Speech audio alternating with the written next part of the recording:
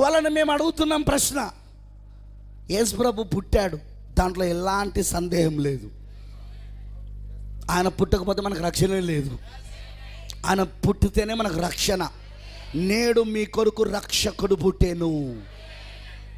కానీ ఎక్కడైనా యేసు ప్రభు డిసెంబర్ 25న పుట్టినట్టు బైబిల్లో ఉందా? అదిగో అదే కల్పించారు ఇప్పుడు బోధ. యేసు ప్రభు పుట్టాడు, అందులో ఏ సందేహం లేదు. కానీ ఎక్కడైనా డిసెంబర్ 25న యేసుక్రీస్తు జన్మించినట్టు బైబిల్లో ఉందా? మత్తయి, మార్కు, లూకా, యోహాను సువార్తలలో, ఆయన జీవిత చరిత్రలో, అపోస్తలులు రాసిన పత్రికలలో ఎక్కడైనా ఉన్నదా? లేదు. మరి ఎందుకు చేసుకుంటానో పండుగ?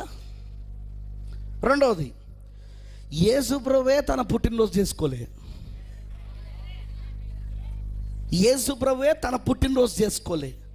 యేసు ప్రభు శిష్యులు ఎన్నడూ ఆయన పుట్టినరోజు చేయలే. మరి నువ్వెవడు ఇలా డేట్ ఫిక్స్ చేయడానికి? యేసు ప్రభు పుట్టినరోజు ఫిక్స్ చేయడానికి నువ్వెవరివి? ఆయన పుట్టిన తేదీని ఫిక్స్ చేయడానికి నువ్వెవరివి? దాన్ని పండగగా చేసుకోవడానికి నువ్వెవరివి? యేసు ప్రభు పుట్టాడని చెప్పు ప్రపంచానికి. ఒక డిసెంబర్ నెలలో చెప్పకు, జనవరి నుండి నవంబర్ దాకా కూడా చెప్పు. ఒక డిసెంబర్లోనే చెప్పకు, దాన్ని జనవరి నుండి నవంబర్ దాకా కూడా చెప్పు. యేసు ప్రభు జన్మించాడని చెప్పు, యేసు ప్రభు పుట్టాడని చెప్పు, రక్షకుడు పుట్టాడని చెప్పు, దేవుడు శరధారే వచ్చాడని చెప్పు, దేవుడు మానవ శరీరములో వచ్చాడని చెప్పు, కన్యక మరియ గర్భములో పుట్టాడని చెప్పు. కానీ పండగ చేసుకోకురా బాబు, తిని తాగకురా బాబు. పైన స్టారు, లోపల బారు, ఇంట్లో వారు, తెల్లారి పోరు. 90% క్రైస్తవుల ఇంట్లో ఇదే కనబడుతుంది. మీకు ఒక సంగతి తెలుసా? సంవత్సరమంతా అమ్ముడు పోని బీర్లు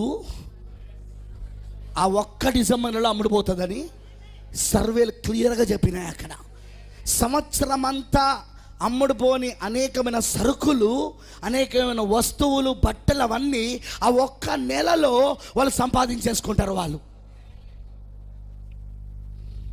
ఏంటి 11 నెలలంతా సంపాదించడం, 12వ నెలలో ఖర్చు పెట్టడం. That is what happening. Christmas అంటే ఒక మంచి వ్యాపారం. సో వెరీ మంచి వ్యాపారం అదిగా, అందరికీ, పాస్టర్లకు కూడా సూపర్ వ్యాపారం, జోబులు నిండిపోయే వ్యాపారం, కొత్త బట్టలు వచ్చే వ్యాపారం, ఇంటింటికి తిరిగి పిండి వంటలు తినే వ్యాపారం.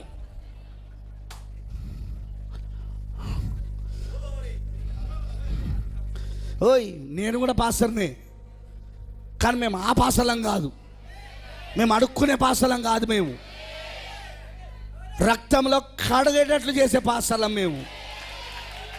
మేము అడుక్కునే వాళ్ళం కాదు, కడిగేటోళ్ళం మేము. ప్రైజ్ ది లార్డ్, హల్లెలూయా. గుర్తుపెట్టుకోనండి, ఇప్పుడు క్రిస్మస్ వచ్చింది. బైబిల్లో ఎక్కడుంది? చెప్పలేడు. బైబిల్లో ఎక్కడుంది పండుగ చేసుకోమని? చెప్పలేడు. బైబిల్లో లేదు. బైబిల్లో యెహోవా నియమించిన 7 పండుగలు ఉన్నాయి. అది నీకు ఎక్కడ కనబడుతుంది? లేవికాండం 23వ అధ్యాయంలో కనబడుతుంది. ఆమేనంటారా? పస్కా పండుగ యేసుక్రీస్తు అయి ఉన్నాడు. పండుగ మొదలైందే మరణముతో మొదలైంది. యేసు పుట్టుకలో రక్షణ లేదు, యేసు మరణంలో రక్షణ ఉన్నది. యేసు మరణించుటలో రక్షణ ఉన్నది. గొర్రెపిల్ల మరణించుటలో రక్షణ ఉన్నది. గొర్రెపిల్ల నీ పాపాలు నా పాపాలు మోసుకొని పోవుట్లో రక్షణ ఉన్నది.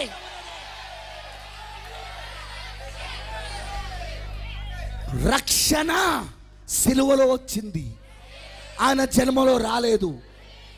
అందుకే తాను ప్రభు రాత్రి భోజనం ఇచ్చేటప్పుడు నా మరణాన్ని ప్రచురం చేయండి అని మరణం గురించి చెప్పమన్నాడు. కానీ హల్లెలూయా, తన పుట్టినరోజు గురించి పండుగ చేసుకోమని చెప్పలేదు ఆయన.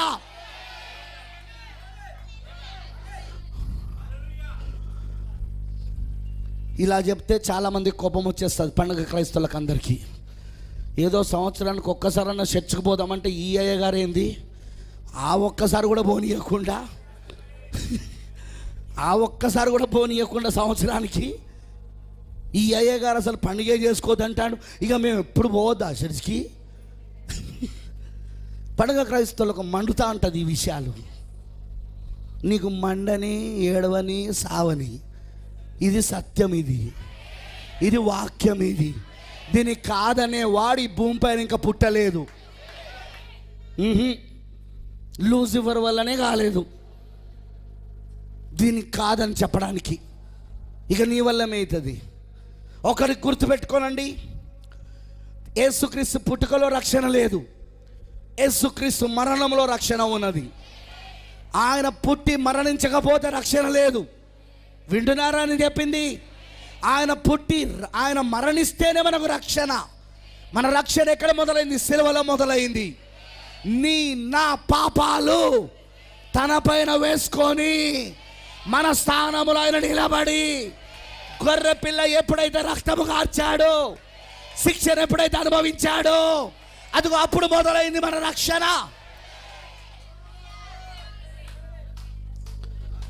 మీకు విషయం తెలుసా? ఈ రక్షణలో నువ్వు చేసేది ఏం లేదు, అంతా యేసు చేసేసాడు. నువ్వు కేవలం ఆయన రక్షకుడిగా అంగీకరించడమే. ఆయన కార్చిన రక్తం నా కోసమే అని ఆ పాప క్షమాపణను అంగీకరించడమే తప్ప నువ్వు చేసేది ఏం లేదు ఇక్కడ. ఎందుకంటే ఆయన సమస్తము కలవరిలో ముగించేశాడు. ఆయన సమస్తము ఆ సిలువలో ముగించేశాడు. ఆయన గుర్తుపెట్టుకోనండి, వాక్యము చెప్పినట్లుగా ఈ పండుగలు, బైబిల్ పండుగలు చూస్తే పస్కాతో మొదలైంది, మరణముతో మొదలైంది, పశువు మరణముతో, గొర్రెపిల్ల మరణముతో మొదలైనది. ఆమెనంటారా? ఆ మొదటి 3 పండుగలు, యెహోవా నియమించిన మొదటి 3 పండుగలు, పస్కా పండుగ మొదటిది, రెండవది పులియను రొట్టెల పండుగ, మూడవది ప్రథమ ఫలముల పండుగ. ఆమెనంటారా? ఆ 3 పండుగలు యేసయ్య మొదటి రాకడలో నెరవేర్పు జరిగినాయి. ఆయన పస్కా పశువుగా సిలువలో మరణించాడు.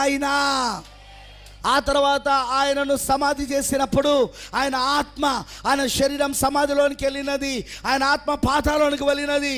మరి బైబిల్ అంటున్నది, నా పరిశుద్ధుని నేను కుళ్ళుబట్టని అని చెప్పి 72 గంటల లోపట్నే, 3 రోజుల లోపట్నే ఆయనను దేవుడు లేపుతా ఉన్నాడు. అదే పులియని రొట్టెల పండుగ. ఆమెనంటారా? ఆ పరుషుడు కుళ్ళి పట్టకుండా ఉండడమే పులియని రొట్టెల పండుగ.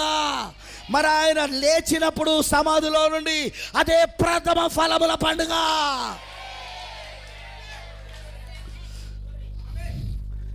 మనం ఏదైనా పండుగ చేసుకోవాలంటే ఆయన మరణము, సమాధి, తిరిగి లేచుట్లో చేసుకోవాలా.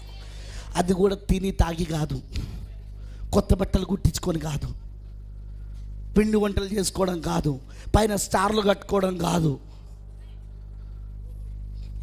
స్టార్ కట్టుకుంటావు నీ ఇంటి పైన, కరెంటు పోతే కనపడదు.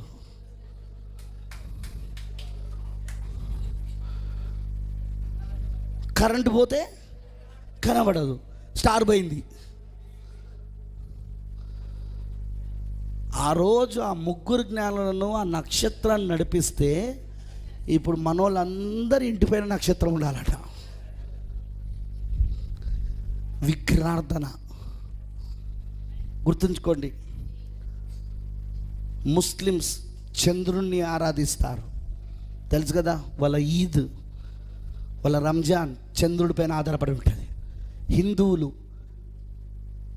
సూర్యుని ఆరాధిస్తారు. మన క్రైస్తవులు నక్షత్రాన్ని ఆరాధిస్తాను. ఏమైనా అర్థమైందా? ముస్లింలు చంద్రుణ్ణి, హిందువులు సూర్యుణ్ణి, క్రైస్తవుడు అంతే. చిత్రమైన విషయం ఒకటి చెప్పాలా? అసలు నక్షత్రం ఇంటిపైన ఉన్నాడు కాదు, నువ్వు నక్షత్రమై ఉన్నావు. మీరు లోకానికి వెలుగై ఉన్నారు. ఏసన్న నేను లోకానికి వెలుగై ఉన్నా, మీరును లోకానికి వెలుగై ఉన్నారు. చీకట్లో ప్రకాశించాల్సింది మీరు. ఈ నక్షత్రం పొయ్యి, ఎందుకంటే దీంట్లో కరెంటే లేదు. ఇందులో కరెంటు లేదు. ఈ నక్షత్రంలో ఇటు చూడండి, ఇందులో కరెంటు లేదు. పైన కరెంటు బల్బు పెట్టి ఆ నక్షత్రాన్ని పెట్టుకున్నాం మనం. ఈ నక్షత్రం తాగుతా అంటది, ఆ నక్షత్రాన్ని చెప్పుకుంటా. ఈ నక్షత్రం తింటా అంటది, ఆ నక్షత్రం గురించి చెప్పుకుంటా. పండుగ అంటే తిని తాగడానికి కాదు, పరిశుద్ధమైన సమాజముగా కూడుకోవడానికి, దేవుణ్ణి ఆరాధించడానికి. ఇక వీళ్ళకి ఇప్పుడు పండుగ వచ్చిందిగా. చాలా చోట్ల, చాలా ప్రాంతాలలో యవనస్తులకు నిజంగా పండుగ ఇది. ఎందుకో తెలుసా? వాళ్ళకంత పండుగని ఎందుకంటున్నానో తెలుసా? నేను చెప్పేది బాగా వినండి. నేను చెప్పేది వాళ్ళకి ఎందుకంత పండుగ అంటే, ఇక చూడు, ఇక రాత్రంతా డ్యాన్సులు చేస్తూ ఉంటారు అక్కడ వాడలో. నేను చూశాను యవనస్తులను, రాత్రంతా డ్యాన్సులు చేస్తారు, తింటారు, తాగుతారు, ఎగురుతారు. యవనస్తులందరూ గ్యాదర్ అవుతారు. హిందూ పండుగలో ఎలాగైతే అలా గ్యాదర్ అయ్యి ఎగురుతూ ఉంటారో, ఏది ఆ వినాయక చవితి అప్పుడు, ఇంకా ఇతరమైన పండుగలప్పుడు వీళ్ళు అలాగునే. పాస్టర్ ఏమన్నాడు, ఇంట్లో కుటుంబం ఏమన్నాడు అంటే రాత్రిపోయి అంటారు. పాస్టర్కి పడుతుంది, ఒళ్ళు వాదెక్కుతుంది. కాబట్టి ఏమన్నాడు, పాస్టర్ నోరు మూసుకొని ఉండాల్సిందే. ఓ పెద్ద స్టార్ కడతారు వాడలా, స్టార్ కింద బార్ పెడతారు, తాగుతారు, ఎగురుతారు. ఇక ఆ పాటలు వేసుకొని ఎగురుతూ ఉంటారు. ఒకసారి నేను తెనాలికి వెళ్ళినప్పుడు సరిగ్గా డిసెంబర్ నెలలోనే మీటింగ్స్ కోసం వెళ్ళా. నేను ఎక్కడైతే ఉంటున్నానో నన్ను ఒక బ్రదర్ వాళ్ళ ఇంట్లో ఉంచారు మీటింగ్స్లో. ఆ రాత్రంతా ఆ పాటలు వేసుకొని డ్యాన్సులు చేస్తున్నారు యవనస్తులు. నేను వెళ్ళాను, చూశాను నేను వాళ్ళను. ఒక్కొక్కడు మామూలుగా లేడు, తాగి వాడు ఇష్టానుసారంగా డ్యాన్సులు చేస్తున్నాడు. ఇప్పుడు చర్చిలలో కూడా డ్యాన్సులు చేస్తున్నారు, ఆడోళ్ళు కూడా డ్యాన్సులు చేస్తున్నారు. ఏ కనబడతలేవా యూట్యూబ్లా? చూడలేదా? చూడకపోతే చెప్పండి, షేర్ చేస్తాము యూట్యూబ్లా. చర్చిలో డ్యాన్సులు చేస్తున్నారండి క్రైస్తవులు, ఆడవాళ్ళు. అది భక్త? దాన్ని భక్తి అంటారా? ఇలాంటి దరిద్రమైన జీవితాలు జీవిస్తూ, ఇలాంటి దిక్కుమాలైన జీవితాలు జీవిస్తూ మేము క్రైస్తవులని చెప్పుకుంటుంటే, హిందువులకు మనం చులకన కాకపోతే ఇంకేమవుతాం? వాడు మనల్ని తిట్టకపోతే ఇంకెందుకు ఉంటాడు వాడిగా? నీ జీవితం పరిశుద్ధంగా కనబడితే వాడికి భయం కలుగుతుంది, దయ్యానికి వణుకు పుడుతుంది. దయ్యమునకు ఏది భయం కలిగించదు. ఒక వాక్యము ఒక వ్యక్తిలో పరిశుద్ధతను కలిగించి అది నెరవేర్పవుతా ఉంటే వాని వెన్నులో వణుకు పుడుతూ ఉంటుంది. ప్రవక్త బ్రహ్మం గారు చెప్పాడు, నీ కేకలు వాని వెన్నులో వణుకును పుట్టించవు, నీ హల్లెలూయాలు వాని వెన్నులో వణుకును పుట్టించవు, నీ కోయర్లు అది అందరూ ఒకే రకమైన డ్రెస్సులు వేసుకొని పాటలు పాడుతున్నా ఆ కోయరు వానికి వెన్నులో వణుకు పుట్టించదు, వానికి ఏది వెన్నులో వణుకు పుట్టించదు. కానీ వాక్యం నీలో శరదారైతే, వాక్యం నీలో నెరవేరు జరుగుతూ ఉంటే, ఎందుకంటే దేవునికి సాతానునికి మధ్యలో ఛాలెంజ్ చేయాలి. దేవునికి సాతాను మధ్యలో ఛాలెంజ్ చేయాలి. అది వాడికి భయం. పాతాళమంతా షేక్ అవుతా ఉంటుంది అక్కడ. ఎబ్రి 11లో వాళ్ళ కాలంలో ఒక్కొక్కరు పాతాళాన్ని షేక్ చేసిన వాళ్ళు. వీళ్ళు పాతాళాన్ని, భూమి కింది భాగాలను, పాతాళాన్ని షేక్ చేశారు వీళ్ళు. ఎలా బ్రదర్? సింపుల్.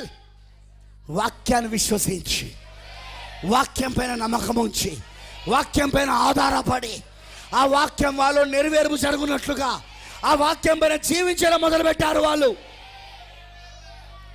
ఆ వాక్యం కోసం ఎన్నో కష్టాలు అనుభవించారు, ఎన్నో శ్రమలు అనుభవించారు, ఎన్నో సమస్యలు ఎదుర్కొన్నారు, నిందలు అవమానాలు ఎదుర్కొన్నారు. కానీ దేవుడు తన వాక్యాన్ని వాళ్ళలో రుజువు చేశాడు. అది పాతాళాన్ని అదిరేటట్లు చేసింది. అక్కడ